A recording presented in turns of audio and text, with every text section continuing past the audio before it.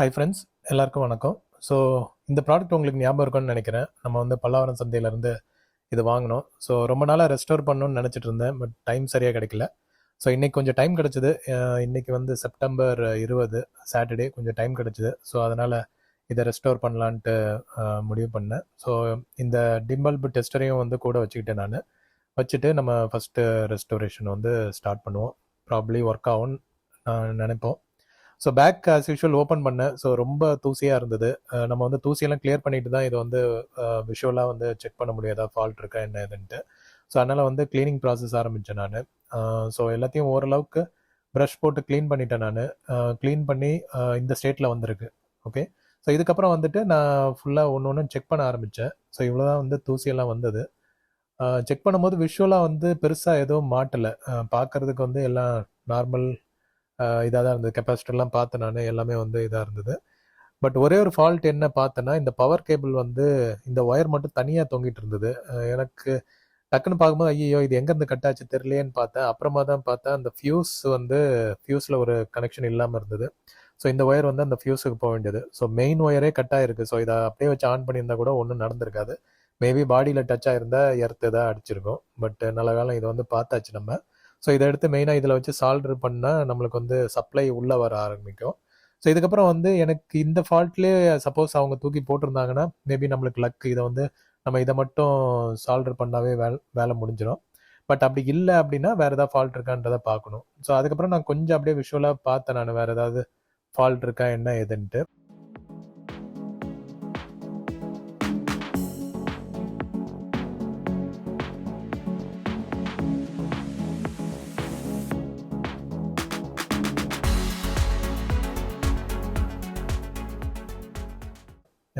So அப்படி எதுவும் பெருசாக தெரியல. தென் அதுக்கப்புறம் கொஞ்சம் மைன்யூட்டாக பார்க்கும்போது தான் தெரிஞ்சுது, 2 கெப்பாசிட்டர் வந்து அப்படியே கிராக் விட்டு வெடிச்சு போன மாதிரி இருந்தது. ஸோ இது ரெண்டும் வந்து கண்டிப்பாக எனக்கு தெரிஞ்சு இதனால் பிரச்சனை வரும்னு நினைக்கிறேன். ஸோ நம்ம சேஃபாக ஆன் பண்ணலாமா என்னன்னு தெரியல. பட் ஸ்டில் நான் வந்து இதை டெஸ்ட் பண்ணாமல் விட்டேன் நான். இதை வந்து ஆக்சுவலாக ஏதாவது ரெசிஸ்டன்ட் மோடுக்கு மாறி இருக்கா, ஷார்ட் சர்க்கியூட் ஆயிருக்கான்றதை செக் பண்ணியிருக்கலாம். பட் அதை நான் வந்து பெருசாக எடுத்துக்கல. ஏன்னா கிராக் தானே விட்டுருக்கு. ஸோ ஒர்க் ஆகுன்ற இதில் வந்து நான் அப்படியே ஃப்ரீயாக விட்டேன் நான். மற்ற கெப்பாசிட்டிலும் பார்க்கும்போது ஒரு மாதிரி கலர் மாறி போயிருந்தது. பட் லீக் ஆன மாதிரி எதுவும் தெரியல. எல்லாம் வந்து ஓகே மாதிரி தான் இருந்தது மற்ற கெப்பாசிட்டர்ஸ் எல்லாம். அந்த 2 இது மட்டும்தான் எனக்கு வந்து டவுட்டாக இருந்தது. ஸோ இதை வச்சுட்டு கொஞ்சம் வேணால் ரிஸ்க் எடுத்து பார்க்கலான்ட்டு யோசித்தேன். ஸோ இதுக்கப்புறம் வந்து நம்ம சால்டர் பண்ணுறதுக்கு முன்னாடி டாப் கவரையும் ஓப்பன் பண்ணி அங்கே வந்து என்ன ஃபால்ட் இருக்குன்றத ஒரு க்ளீன் பண்ணி ஒரு விஷுவலாக பார்க்கலான்ட்டு டிசைட் பண்ணேன் நான். ஸோ அதுக்கப்புறம் வந்து நம்ம டாப் கவரையும் ஓப்பன் பண்ணி பார்த்தேன். இதுவும் வந்து ரொம்ப கொடூரமாக இருந்தது. ஐ திங்க் ஒரு 10-15 வருஷம் அப்படியே போட்டு வச்சுருந்துருப்பாங்க போல். ஸோ எல்லா தூசி மாய்ஸ்சரில் வந்து அப்படியே அது மேலே செட்டில் ஆகி ஒரு லேயரே வந்து ஃபார்ம் ஆகிருக்கு. ஸோ இதை வந்து கொஞ்சமாவது க்ளீன் பண்ணணும். ஸோ நான் வந்து கொஞ்சம் ஓரளவுக்கு வந்து ப்ரஷ் போட்டு க்ளீன் பண்ணி, ஸோ இவ்வளோ வந்து அதுலேருந்து அப்படியே தூசி மாதிரி இருந்துச்சு. ஸ்டில் ஃபுல்லாக க்ளீன் பண்ணல, ஜஸ்ட் மேலாப்பில் மட்டும் க்ளீன் பண்ணேன் நான். க்ளீன் பண்ணிவிட்டு அதுக்கப்புறம் வந்துட்டு நம்ம இந்த பின்னாடி கட் ஆனதை வந்து செக் பண்ணலான்னு சொல்லிட்டு பார்க்க ஆரம்பித்தேன். ஸோ இது வந்து எப்படி கட் ஆயிருக்குன்றதை யோசிச்சு பார்த்தேன் நான். ஃபஸ்ட்டு கேபிள் வந்து லீடு ஒயர் எடுத்துட்டேன் நான். பட் அதுக்கப்புறமா தான் பார்த்தேன் நான், இது வந்து இப்படி அசைது பார்த்தீங்களா, ரொம்ப ப்ளே இருக்குது இதில். ஸோ அநேகமாக இந்த மாதிரி ஏதாவது ஒயர் அசைஞ்சதில் வந்து கட் ஆயிருக்குன்றது தெரிஞ்சுது. ஸோ நான் வந்து ஓரளவு கண்ட்ரோல் பண்ணுறதுக்காக டேப் வந்து போட்டு பார்த்தேன் நான். இன்சுலேஷன் டேப் போட்டு ஜாயிண்ட்டில் போட்டு பார்த்தேன். பட் ஸ்டில் வந்து அந்த பிளேயை வந்து அரெஸ்ட் பண்ண முடியல. ஸோ நான் என்ன டிசைட் பண்ணேன்னா, ஒரு எக்ஸ்ட்ரா ஒரு லென்த் ஃப்ளெக்சிபிளாக ஒரு கேபிள் போட்டு சேம் கேஜ் உள்ள ஒயர் வந்து நம்ம போட்டு ஃப்ளெக்சிபிளாக போட்டு வைப்போம். ஸோ தட் ஃபியூச்சரில் ஆடினா கூட நம்மளுக்கு வந்து பெருசாக இதாகாத மாதிரி இருக்குன்னு சொல்லி நான் போட்டேன். நான் போட்டு அதையும் வந்து ப்ராப்பராக சால்டர் பண்ணிட்டேன். நல்லா டைட்டாகவே பிடிச்சிருச்சு நான். ஸோ இதுக்கப்புறம் வந்துட்டு ஓகே, நம்மளுக்கு வந்து இந்த மெயின் ப்ராப்ளத்தை அட்ரஸ் பண்ணிட்டோம். இனி வந்து நம்ம பவர் ஆன் பண்ணி பார்க்க வேண்டியதுதான். ஏன்னா மற்ற இதெல்லாம் வந்து விஷுவலாக பார்த்த வரைக்கும் ஓகே தான் இருந்தது. ஸோ நான் வந்து இந்த மோடில் ப்ளேஸ் பண்ணிட்டேன் நான். ஸோ தட் நம்ம ஆன் பண்ணி பார்க்கும்போது இன்கேஸ் வால்வில் பிரச்சனை இருந்தாலும், டியூப்பில் பிரச்சனை இருந்தாலும், இல்லை சர்க்கியூட்டில் ஏதாவது பிரச்சனை இருந்தாலும் நம்மளால் வந்து ஈஸியாக பார்க்க முடியும்ன்றனால இந்த பொசிஷனில் வச்சுட்டேன் நான். வச்சுட்டு நான் வந்து வால்யூம் எல்லாத்தையும் வந்து ரெடியூஸ் பண்ணி வச்சுட்டேன். ஏன்னா ஆன் பண்ணும்போது சடன் ரஷ் ஆஃப் கரண்ட் இருக்கும். ஸோ அதனால் நம்ம வந்து முடிஞ்ச அளவுக்கு வால்யூமை வந்து லெஸ்ஸில் வச்சுக்கலான்ட்டு. ஸோ நான் வந்து டிம்பல் டெஸ்டரில் மாட்டிட்டேன் நான். இதுக்கப்புறம் சர்க்கியூட் அது கரண்ட் லிமிட்டரும் வந்து ஆன் பண்ணிவிட்டு மெயின் இதையும் ஆன் பண்ணிட்டேன் நான். ஸோ இது வரைக்கும் எதுவும் பிரச்சனை இல்லை. ஆன் பண்ண வரைக்கும் எதுவும் மெயின் சுவிட்ச் இன்னும் ஆன் பண்ணல, அதாவது செட்டில் உள்ள சுவிட்ச் ஆன் பண்ணல. பட் அது வரைக்குமே வந்து ஓகேவாக இருந்தது. ஸோ இதுக்கப்புறம் தான் நம்ம வந்து மெயின் சுவிட்சை ஆன் பண்ணி பார்த்தேன் நான். ஸோ ஆன் பண்ணோன்னே இந்த வால்வ் இதில் வந்து எக்ஸ்பெக்டட் தான், இனிஷியலாக வந்து பல்பு ஃபுல்லாக க்ளோ ஆகுறது. பட் அதுக்கப்புறம் வந்து டிம் ஆகணும், அதுக்கப்புறம் வந்து கரண்ட்டோட இன்டென்சிட்டி வந்து குறையணும். பட் இது ஸ்டார்டிங்லேயே பார்க்கும்போது 35 வாட்ஸ் ஃபுல் கெப்பாசிட்டியில் ரன் ஆகிற மாதிரி இருந்தது. பல்பும் வந்து லைட்டாக தான் க்ளோ ஆகிட்டு இருந்தது. பட் எனக்கு ஒரு டவுட்டாக இருந்தது இது ஒர்க் ஆகாமான்ட்டு. பட் பல்பு வந்து ஆட்டோமேட்டிக்காக லோ இதுக்கு போயிருச்சு. ஸோ அதனால் ஒரு கான்ஃபிடன்ஸ் வந்துச்சு. அதுக்கப்புறம் டியூபும் வந்து க்ளோ ஆக ஆரம்பிச்சுது. ஸோ அதனால் வந்து ஓகே, இதுக்கப்புறம் வந்து நம்மளுக்கு ஒர்க் ஆகும். நம்ம வந்து இனி வந்து பவர் ஆடியோ சோர்ஸ் வந்து கனெக்ட் பண்ணி ஸ்பீக்கரும் கனெக்ட் பண்ணி நம்ம பார்க்கலான்னு ஒரு கான்ஃபிடன்ஸ் வந்துச்சு. மற்றபடி எதுவும் சவுண்டு வர்றதோ ஏதோ பர்னிங் ஸ்மெல்லோ அது மாதிரி எதுவுமே இல்லை. எல்லாமே வந்து நார்மலாக தான் இருந்தது. ஸோ அதனால் வந்து டிசைட் பண்ணிட்டோம், ஓகே இதுக்கப்புறம் வந்து நம்ம மெயின் இது. பட் ஒன்று நோட் பண்ணால் அதுக்கப்புறம் வந்து பல்பு பிரைட்டாக வந்து எரிய ஆரம்பிச்சுது. ஸோ இதுவே வந்து கொஞ்சம் டிசப்பாயின்மெண்ட்டாக இருந்தது. பட் ஸ்டில் வந்து ரிஸ்க் எடுத்து பார்க்கலான்ட்டு டிசைட் பண்ணேன். ஸோ அதுக்கப்புறம் வந்து பவர் சோர்ஸ் இது ஆடியோ சோர்ஸ் கனெக்ட் பண்ணிட்டேன், ஸ்பீக்கரையும் கனெக்ட் பண்ணிட்டேன். பட் ஆனால் வால்யூம் வந்து ரொம்ப லோவாக இருந்தது. எவ்வளோ தான் வால்யூம் பீக்கில் வச்சாலும் வால்யூம் வந்து ரொம்ப லோவாக இருந்தது. என்னன்னே கண்டுபிடிக்க முடியல. நான் வால்யூம் ஃபுல்லாக வச்சாதான் லைட்டாக வந்து கேட்டுட்டு இருந்தது. ஸோ இது வந்து எனக்கு சுத்தமாக ஐடியா இல்லை. எனக்கு அந்த டவுட் என்னென்னா மேபி அந்த கெப்பாசிட்டர்னால இஷ்யூவா, அந்த 2 கெப்பாசிட்டர்னால இஷ்யூவான்ட்டு. ப்ளஸ் இதுலேயும் எனக்கு அவுட்புட் வால்வ் மேலேயும் கொஞ்சம் டவுட் இருந்தது, டியூப்லேயும் டவுட் இருந்தது. அதையும் வந்து அப்படி இப்படி ஷேக் பண்ணி பார்த்தேன். பேஸ் ட்ரபிள்லாம் வந்து எஃபெக்ட் தெரிஞ்சுது. அதெல்லாம் சேஞ்ச் பண்ணும்போது அந்த லோ வால்யூம்லேயும் எனக்கு வந்து லைட்டாக தெரிஞ்சது சவுண்டு. பட் ஆனால் இது டியூபை வந்து என்ன அசைச்சாலும் ஒன்றுமே வந்து டிஃப்ரென்ஸே தெரியல.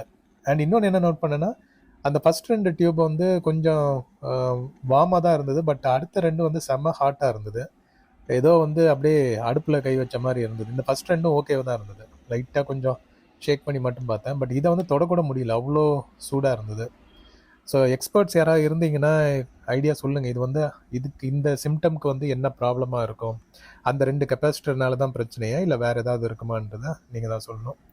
பட் இதுக்கப்புறம் வந்துட்டு நான் என்ன பண்ணேன், கரண்ட் லிமிட்டரை வந்து பைபாஸ் பண்ணிட்டேன் நான். ஸோ ஃபுல் கரண்ட் போகிற மாதிரி கொடுத்தேன். உடனே பார்த்தா சூப்பராக ஓட ஆரம்பிச்சிச்சுங்க. நான் ரொம்ப ஹாப்பி ஆகிட்டேன். வாவ், சக்ஸஸ், ஃபைனலாக வந்து ஆம்ப் ஒர்க் ஆகுதுன்ட்டு. பட் கொஞ்ச நேரத்தில் என்ன ஆச்சுன்னா சவுண்ட் வந்து சேச்சுரேட் ஆக ஆரம்பிச்சிது. ஒரு மாதிரி பீக்குக்கு ஏறிட்டு அப்படியே ஒரு லிமிட் ஆகிற மாதிரி ஒரு ஸ்டேஜுக்கு வந்துச்சு.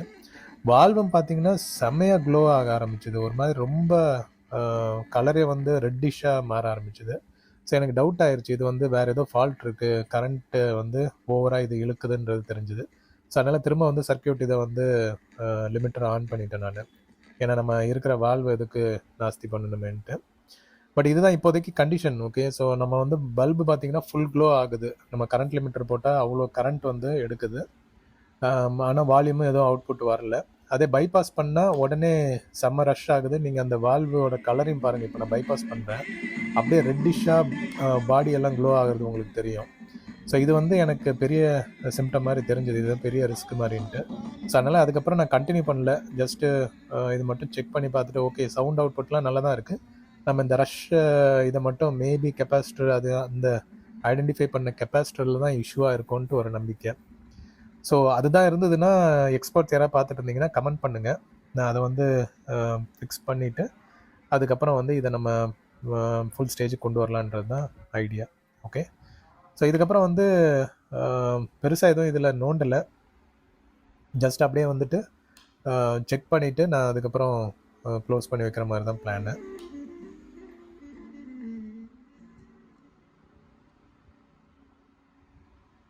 ஸோ கரண்ட்டு கொடுத்தா நல்ல வால்யூம் வருது. பட் ஆனால் ரொம்ப அன்லிமிட்டடாக கரண்ட் உள்ளே எடுக்கிறனால அது வேறு ஃபால்ட் வந்துடக்கூடாதுன்ட்டு அதோட வந்து நிறுத்தி.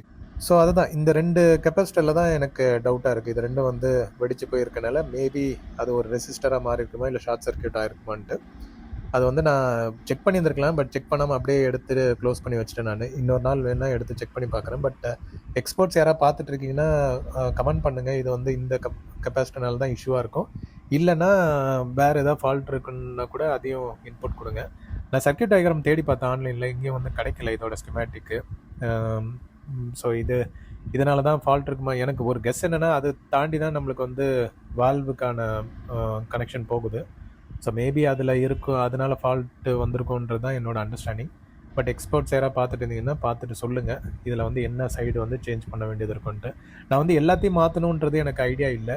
மினிமலாக, ஏன்னா அந்த பழைய கெப்பாசிட்டர்ஸ் இதெல்லாம் வச்சு ஓட்டணுன்றது தான் எனக்கு, அந்த ஒரிஜினலாக ஓடணுன்றது தான் எனக்கு ஆசை. மினிமம் எதாவது ஃபால்ட்டு இதை வந்து டோட்டலாக அவுட்டுன்றதை மட்டும்தான் ரீப்ளேஸ் பண்ணணும், எசென்ஷியல் மட்டும்தான் ரீப்ளேஸ் பண்ணுற மாதிரி ஐடியா. ஸோ அதை மட்டும் நீங்கள் பார்த்துட்டு கமெண்ட் பண்ணுங்கள். ஓகே, ஸோ அவ்வளோதான் ஃப்ரெண்ட்ஸ். இதை வந்து உங்களுக்கு காட்டலான்ட்டு, ஏன்னா ரொம்ப நாள் இது பெண்டிங்கில் வச்சுருந்தேன் நான். ஸோ அதனால் இதை வந்து ஜஸ்ட் ரெஸ்டோர் பண்ணி பார்த்துட்டு ஓரளவுக்கு ஒர்க் ஆகுது, பார்ஷியலாக ஒர்க் ஆகுதுன்னு வச்சுக்கோங்களேன். ஸோ அந்த மாதிரி கண்டிஷனில் இருக்குது. ஸோ இப்போதைக்கு இப்படியே வைப்போம். நம்மளுக்கு அதுக்கப்புறம் இன்புட்ஸ் எக்ஸ்பர்ட்ஸ் கிட்டேருந்து கிடச்சதுக்கப்புறம் நம்ம ரெஸ்டோர் பண்ணிவிட்டு வேறு ஒரு வீடியோவில் நான் உங்களுக்கு சொல்கிறேன். ஓகே, ஸோ அவ்வளோதான் ஃப்ரெண்ட்ஸ். மீண்டும் ஒரு விண்டேஜ் வீடியோவில் உங்கள் எல்லாரையும் மீட் பண்ணுறேன். Thank you and have a nice day.